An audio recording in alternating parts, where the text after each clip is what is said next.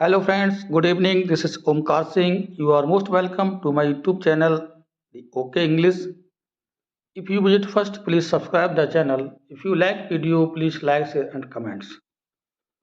Friends TGT PGT LT grade English MCQs का part 12 discuss करेंगे। इससे पहले हमने 11 पार्ट अपलोड कर दिए हैं।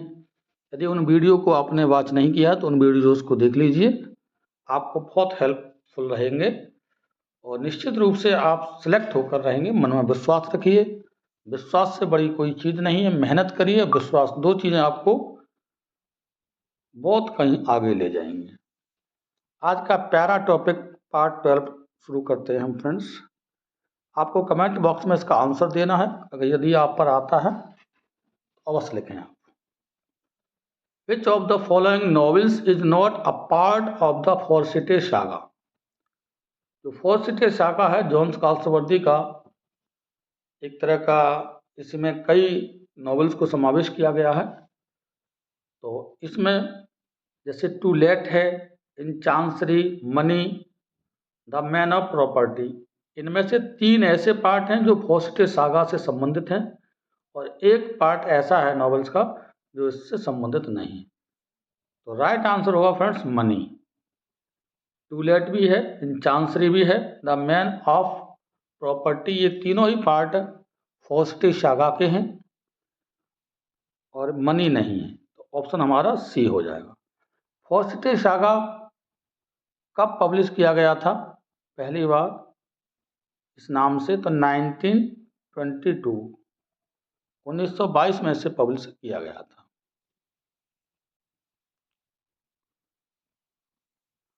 और इसके जो है इस सीरीज के 3 नॉवेल और 2 इंटरल्यूड्स पब्लिश हुए थे 1906 और 1921 के बीच में, इंग्लिश ऑथर जॉन गाल्सवर्दी के द्वारा। ठीक,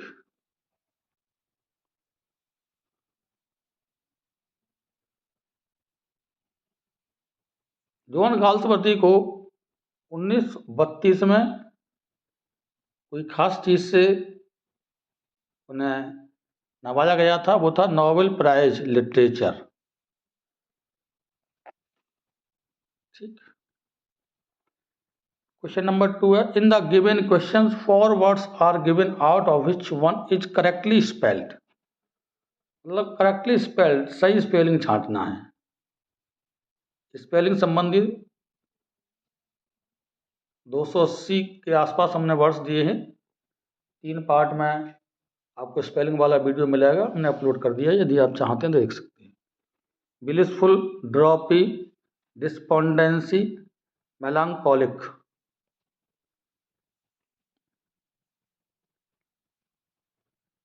इसमें आपको ये देखना है कि कौन सा जो है सही वर्ड है। ब्लिसफुल, अब देखिए ब्लिसफुल में क्या है, एक एस की कमी है, BLISSFUL, तो ये गलत हो गया। ड्रॉपी, ड्रॉपी तो इसमें एक ओ की कमी है, ड्रोपी, DROOPY, तो ये भी गलत हो गया।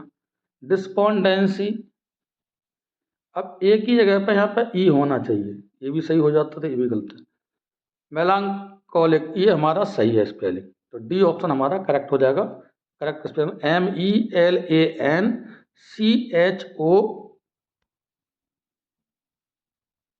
MELANCHOLIC, स्पेलिंग ध्यान रखें, मेलांकोलिक, ये हमारा वर्ड ठीक है।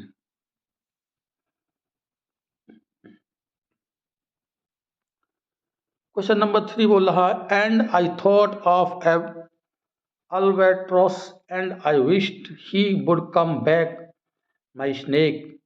Mention the figure of speech used in this line by poet D.H. Lawrence in his poem The Snake. D.H. Lawrence की एक पोएम है द स्नेक, उसमें ये लाइनें दी हैं, and I thought of albatross and I wished he would come back my snake. इसमें आपको figure of speech छांटना है कि कौन सा फिगर ऑफ स्पीच है। पर्सोनिफिकेशन, एलिट्रेशन, यहाँ पे ये एलिट्रेशन है, इसमें ये यहाँ पर बी, ये ऑप्शन गलत है। एलिट्रेशन, एल्यूजन और सिमिली। तो देखिए ए ये बी हो जाएगा ऑप्शन आपका, ये सी हो जाएगा, ये डी हो जाएगा, ये गलत टाइप हो गया। तो करेक्ट आंसर आपको फाइंड आउट करना है। तो इसमें right answer friends option C होगा आपका, एल्यूजन, ALLISION, मतलब इसका जो है जो इन लाइनों में एल्यूजन नामक जो है फिगर ऑफ स्पीच है। ठीक, एल्यूजन होता क्या है इस पर थोड़ा सा चर्चा कर लेते हैं। एक पोएटिक डिवाइस होती है which indirectly refers a noun means person, place, animal और a thing having cultural, political और लिटरेरी सिग्निफिकेंस।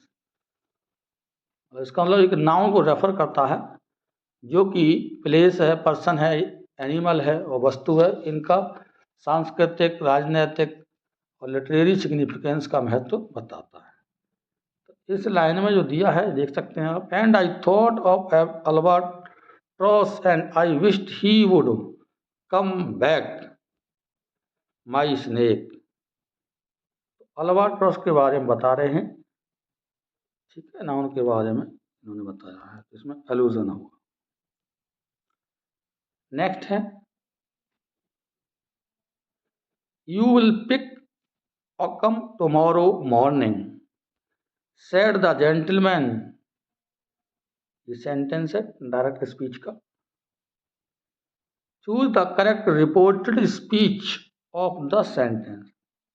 इसकी रिपोर्टेड स्पीच आपको सेंटेंस की सही देखनी है। The gentleman said that he would pick Occam the next day morning. आपको सही इनडायरेक्ट फॉर्म देखना है इसका, ठीक है। अगला है, द जेंटलमैन टोल्ड। अब देखिए टोल्ड कब आता है, सेड टू को टोल्ड में बदलते हैं, इसका मतलब ये हमारा गलत है। The gentleman said that he would pick Occam tomorrow को चेंज करना पड़ता है पास्ट में। जब पास्ट में हमारा रिपोर्टिंग वर्ब होता है तो ये भी हमारा गलत हो गया। द जेंटलमैन आस्क्ड, अब आस्क्ड इंट्रोगेटिव तो बदलते हैं, ये भी गलत है। इसका मतलब हमारा ऑप्शन ए करेक्ट हो जाएगा फ्रेंड पूरी तरह से। द जेंटलमैन सेड, क्योंकि जब ऑब्जेक्ट नहीं दिया होता है, रिपोर्टिंग ऑब्जेक्ट नहीं होता तो सेड का सेड ही रहने देते हैं। That he would pick poem the next day, tomorrow का द नेक्स्ट डे बदल देते, मॉर्निंग आपका रहेगा। तो ये आपके समझ में आ गया होगा, इसका मतलब ऑप्शन हमारा ए करेक्ट हो। फिफ्थ नंबर है, how many years of happiness was doctor Faustus promised by the devil in the famous play doctor Faustus. कितने साल तक हैप्पीनेस रही, इसको आपको 22, 25, 24 या 30। तो उसका करेक्ट आंसर होगा friends C, 24 years. Doctor Faustus is an Elizabethan tragedy. ये क्या है, एलिजाबेथन ट्रेजेडी है ये, जो कि किसके द्वारा है, क्रिस्टोफर मार्लो, क्रिस्टोफर मार्लो।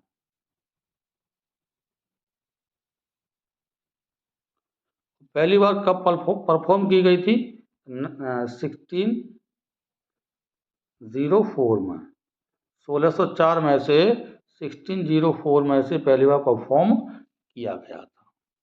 अब लिखी कब गई थी ये डॉक्टर फॉस्टर, ये ट्रेजेडी है, कब लिखी गई थी, तो 1592 और 93 के मध्य लिखी गई थी संभवतः।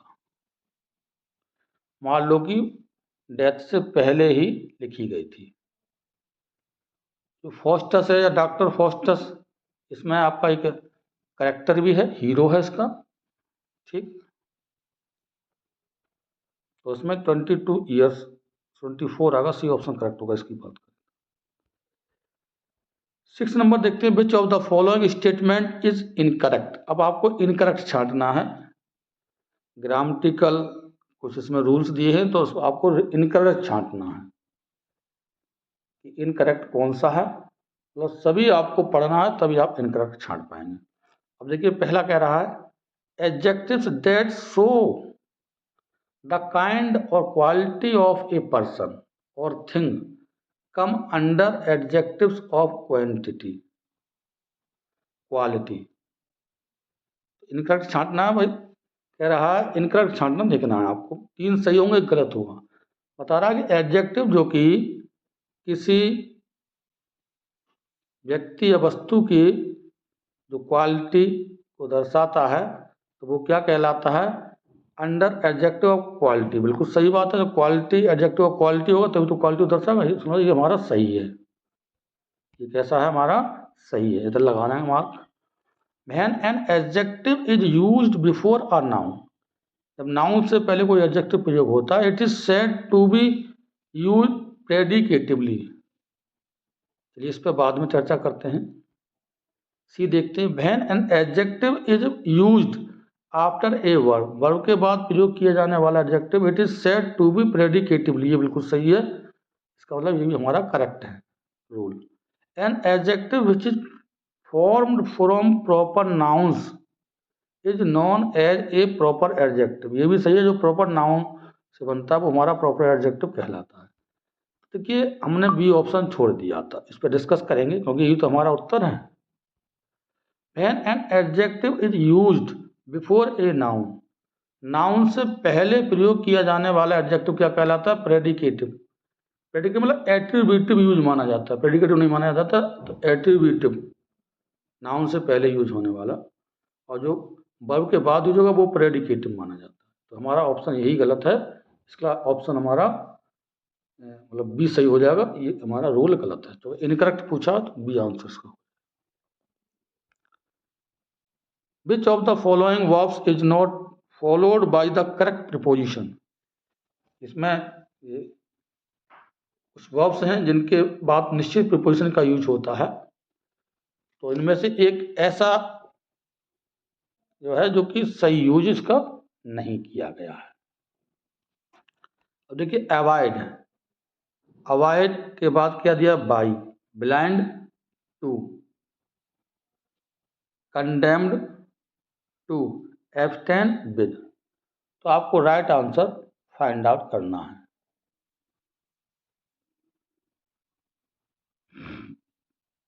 अब देखिए एवॉइड के साथ बाई आता है, बिल्कुल सही है ये।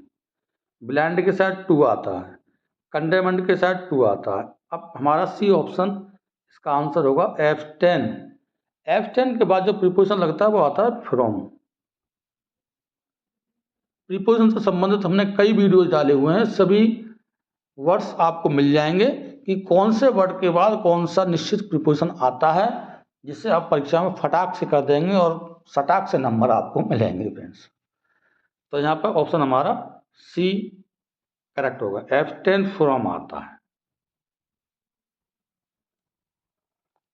William Wordsworth start writing the prelude in which year, 1705, 1798, 1788, 1780। उन्होंने प्रेल्यूड को कब लिखना शुरू किया था, ये पूछा जा रहा है आपसे। तो फ्रेंड्स इसमें ऑप्शन आपका बी करेक्ट होगा, 1798 में विलियम वर्ड्सवर्थ ने प्रेल्यूड को लिखना प्रारंभ कर दिया था। अब प्रेल्यूड है क्या, ये फ्रेंड्स ऑटोबायोग्राफी है इनकी। क्या है, ऑटोबायोग्राफी है। ये किस में लिखी गई है, ब्लैंक वर्स में लिखी गई है, ब्लैंक वर्स में लिखी गई है। ऑटोबायोग्राफी है, ब्लैंक वर्स में लिखी गई है। तो 2 चीजें मिली आपको, ऑप्शन इसका बी हो गया। और इसके बारे में एक्सेस देखिए, इसका जो टाइटल है द प्रेल्यूड, इसका growth of A poets mind भी कहा जाता है, growth of A poets mind, इस नाम से लिखा गया था। बाद में द प्रेल्यूड नाम से ये मतलब पब्लिश हुआ था। अब पब्लिश कब हुआ ये भी आपको पता होना चाहिए। तो वर्ड्सवर्थ साहब की मृत्यु के बाद 1850 में इसका पब्लिकेशन किया, इनकी पत्नी ने, जो विधवा पत्नी थी, जब किया था। अब वर्ड्सवर्थ को पोएट लॉरेट कब बने थे वर्ड्सवर्थ, तो 1883 43 में पोइट लॉरेट बने थे और 1850 तक पोइट लॉरेट बने रहे थे। मृत्यु के बाद इसको पब्लिश कराया था इनकी पत्नी ने। तो कई क्वेश्चन यहाँ से बनते हैं। स्टार्टिंग 1798 तो लिखते रहते पहले नाम दिया था इन्होंने growth of A poets mind. तो ऑप्शन यहाँ पर हमारा बी करेक्ट होगा, 1798 से लिखना प्रारंभ कर दिया था। In formation of nouns from verbs which of the following is not correct. Verb से नाउन बनाया गया है, तो इसमें एक ऐसा है जो इनकरेक्ट है, मतलब करेक्ट नहीं है तो वो छांटना है। सिंप्लीफाई का सिंप्लीफिकेशन, एक्सेप्ट का एक्सेप्शन, कंडोल का कंडोलेंस, ऑक्लूड का ऑक्लूजन। फटाफट आंसर आपको करना है। तो फ्रेंड्स अब हम देखिए आंसर कौन सा। सिंप्लीफाई का सिंप्लीफिकेशन बिल्कुल सही है, इसमें कोई दो राय नहीं है। अब एक्सेप्ट, एक्सेप्ट का जो मीनिंग होता है, मतलब एक्सेप्ट दिया होता है कंसेंट, अर्थात टू समथिंग और टू बिलीव। इसका जो नाउन होगा एक्सेप्टेंस होना चाहिए, इसका नाउन है, तो ऑप्शन हमारा बी हो जाएगा। इसकी जगह क्या होना चाहिए, अब एक्सेप्ट है ही है, इसके बाद ए एन सी ई और जोड़ दो, एक्सेप्टेंस बन जाएगा, तो हमारा इसका नाउन बन जाएगा। तो ऑप्शन हमारा बी सही हो जाएगा। कंडोल का कंडोलेंस, ऑक्लूड का ऑक्लूजन, बिल्कुल ये सभी सही है। तो यहाँ पर ऑप्शन हमारा जो होगा बी हो जाएगा। एक्सेप्टेंस होना चाहिए, एक्सेप्शन नहीं होना चाहिए। तो ऑप्शन हमारा यहाँ पर राइट होगा B. Which of the following Shakespearean sonnets focus on a mythical story involving Cupid? Cupid से संबंधित देवता है, प्रेम का देवता कह सकते हैं। तो कौन सी उनकी जो है सोनेट्स हैं जो उनसे संबंधित हैं, फोकस करती हैं। सोनेट नंबर 153 या 154 या बोथ ऑप्शन ए और बी, मतलब 153 और 154 दोनों हैं, या फिर नन ऑफ द एबव है। फटाफट आंसर आपको करना है।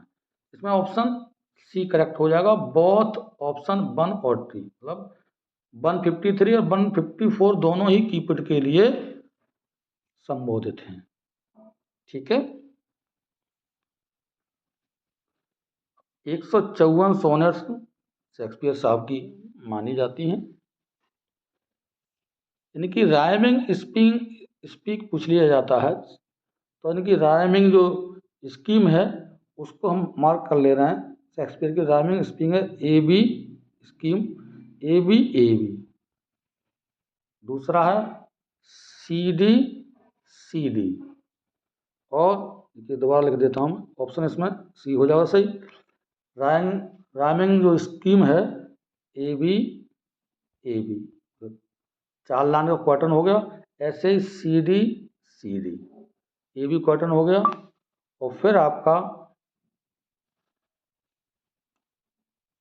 ई एफ ई एफ ये हमारे 3 क्वार्टन्स हो गए। अब फिर है जी ये हमारा कपलेट हो गया, क्योंकि इसमें 3 क्वार्टन्स होते हैं और 1 कपलेट होता है शेक्सपियरियन सोनेट में। तो ये भी आपसे पूछ ली जाती है, A B C D E F और जी ये हमारी राइमिंग स्कीम हो गई किसकी, Shakespearean sonnet. What are the beginning and ending year of the Elizabeth era? Elizabeth era की शुरुआत कहाँ से हुई और एंड कहाँ तक माना जाता है? बहुत प्यारा क्वेश्चन है, दोनों ही टीटी पीटी के लिए इंपॉर्टेंट क्वेश्चन है।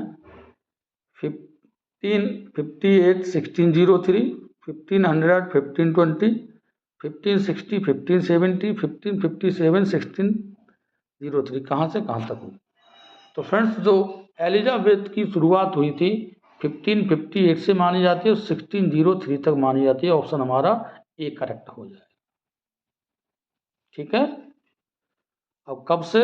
17 नवंबर 1558 1868 से शुरुआत मानी जाती है और एंड माना जाता है आपका 24 मार्च 1603। Which of the following poets did not write during the 16th century? 16वीं शताब्दी के दौरान ऐसे कौन से पोएट हैं जिन्होंने लेखन कार्य नहीं किया था? John Skelton, William Shakespeare, Thomas Carew या सर थॉमस वाइट? फटाफट आंसर आपको करना है।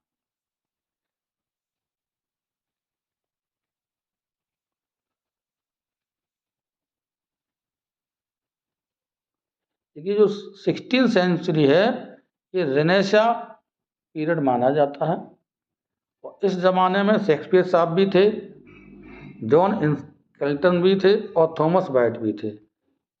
थॉमस कैरियू नहीं थे उस समय। तो इनका जो कार्यकाल रहा है वो 17th सेंचुरी रहा है। तो सी ऑप्शन हमारा करेक्ट हो जाएगा। एरोटिक पोएम इन्होंने लिखी थॉमस कैरियू। इनकी ट्रू ब्यूटी भी पोएम अगर आपने पढ़ी होगी, पहले इंटर में चलती रही, क्लास 12th में भी, बोर्ड में अब नहीं है। Which is considered as opposite of prose? Prose के अपोजिट कौन सी चीज है जो प्रोज से संबंध नहीं है? प्रोसोडी, नॉवेल, वर्स और प्ले। तो फ्रेंड्स इसमें देखिए प्रोसोडी भी आती है, नॉवेल भी आता है, प्ले भी आता है। क्या नहीं आता है? वर्स नहीं आती है। वर्स किसमें होती है? पोइट्री में होती है। इसमें वर्स ये पोइट्री से संबंधित होती है, तो इसलिए इसमें ऑप्शन आपका सी करेक्ट हो जाए। 14 नंबर क्वेश्चन है हमारा, Milton's Areopagitica is written in the form of?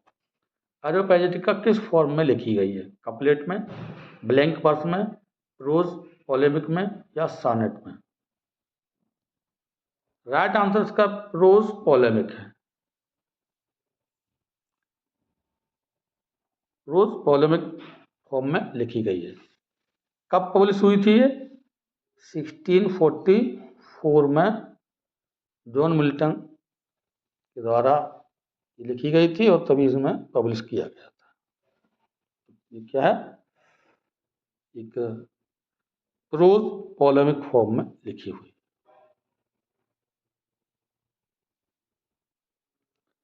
15 number question है, choose the correct expression. Expression पूछे जाते हैं तो करेक्ट छांटना है आपको, 3 गलत होंगे। Don't bite off more than you can chew, don't bite off more than you can eat, don't bite off more than you can throw. अगला, don't eat off more than you can chew. तो इसकी जो correct हमारी phrase है वो ए वाला option correct है। इसको आपको ध्यान देना है, इसमें कोई खास रूल नहीं है, ये तो इट इज रहते हैं, ये तो आपको पढ़ना है और याद करना है। ऑप्शन ए होगा, don't bite off more than you can chew. थोड़ा सा डिफरेंस आगे पीछे हो सकता है। देखो दूसरे वाले में ईट का वर्ड का अंतर कर दिया, तीसरे वाले में इन्होंने थ्रो का अंतर कर दिया, एक एक वर्ड का अंतर कर दिया है, और अगला वाला उल्टा सीधा कर दिया है। ठीक, तो ऑप्शन ए इसमें करेक्ट हो जाएगा। ये तो आपके लिए पढ़ना है, इसमें कोई रूल से संबंध इसका नहीं है।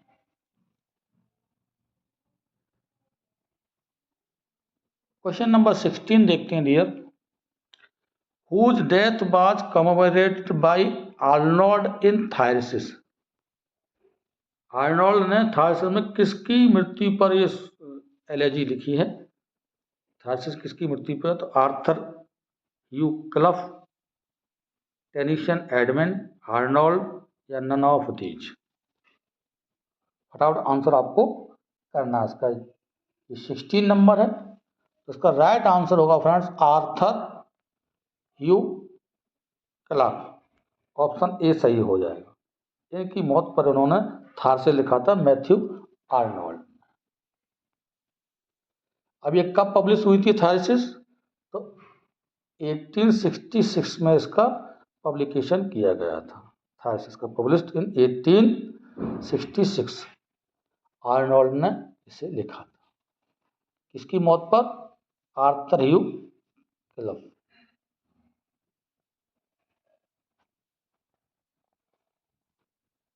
इनके मित्र थे यूनिवर्सिटी में। मैथ्यू आर्नोल्ड्स रगबाई चैपल कमेमोरेट्स, मतलब ये किसके संबंधित है रगबाई चैपल, ये भी इन्होंने लिखा है। तो ये किसके लिए संबोधित है, फटाफट आंसर आपको करना है, तेजी के साथ आंसर देना है। The death of his father, the death of his friend, the death of a girl, the death of his relative, किसके बारे में लिखा है, ए बी सी डी, फटाफट आंसर आपको करना है।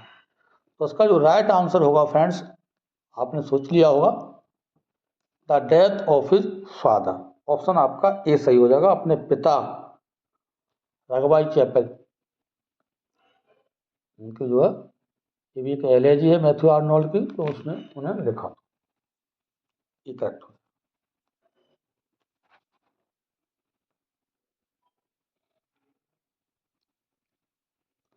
अपने पिता symbol of purity and moral earnestness पर लिखा है। 18 नंबर देखते हैं। Robert Browning is famous for his, novels के लिए हैं, शॉर्ट स्टोरी के लिए हैं, ड्रामेटिक मोनोलॉग के लिए, प्लेज के लिए, फटाफट आंसर आपको करना है। रॉबर्ट ब्राउनिंग किसके लिए प्रसिद्ध माने जाते हैं, राइट आंसर आपको करना है। तो ऑप्शन सी करेक्ट हो जाएगा, ड्रामेटिक मोनोलॉग के लिए इन्हें प्रसिद्धि मिली थी। रॉबर्ट ब्राउनिंग, तो इसमें ऑप्शन हमारा सी हो जाएगा। रॉबर्ट ब्राउनिंग 7 मई 1812 में जन्म हुआ था इनका। कब हुआ था, 7 मई 1812 में, 1812 में कम्बरवेल इंग्लैंड में हुआ था। ड्रामेटिक मोनोलॉग के लिए विशेष रूप से जाने जाते हैं। 19 नंबर है, the name of the protagonist of the Mayor of Casterbridge, Mayor of Casterbridge के आपको प्रोटागोनिस्ट का नाम बताना है, फटाफट आंसर करिए। ए बी सी डी, न्यूशन, क्लाइम ओवरेट, LSD और ओलिविच, माइकल हेंचर्ड, फटाफट आंसर आपको इसका करना है। राइट आंसर आपने फाइंड आउट कर लिया होगा डियर। ऑप्शन इसमें डी करेक्ट होगा, माइकल हेंचर्ड इसके प्रोटोगोनिस्ट हैं। मेयर ऑफ जो कास्टरविच है किसकी है, ये आपको पता होना चाहिए कि किसकी ये रचना है। कमेंट बॉक्स में आप इसका आंसर दे सकते हैं कि किसने लिखा है, ये क्वेश्चन है आपसे, इसका आंसर आपको लिखना है, ठीक। 20 नंबर है हमारा, what is the unique quality of Dickens humour, Charles Dickens जो थे इनके ह्यूमर की विशेष यूनिक क्वालिटी क्या है। It blends humour with satire, it blends humour with romantic narration, it blends humour with pathos, none of the above, फटाफट answer आपको करना है। तो उसका करेक्ट आंसर होगा it blends humour with pathos, option C correct हो जाएगा इसका। राइट आंसर आपका होगा it blends humour with pathos, ये उनकी ह्यूमर की क्वालिटी मानी जाती है, चार्ल्स डिकिंस। वीडियो आपका प्रगति पर है। आज के 20 क्वेश्चंस हम डिस्कस किए, 20 नाम के हैं लेकिन इसमें 40-50 क्वेश्चंस आपके आंसर्स मिलते हैं। वीडियो कैसा लगा कमेंट बॉक्स में अवश्य लिखेंगे। मेहनत करते रहिए फ्रेंड्स, सिलेक्शन आपका होकर रहेगा, विश्वास रखिए। Thanks for watching.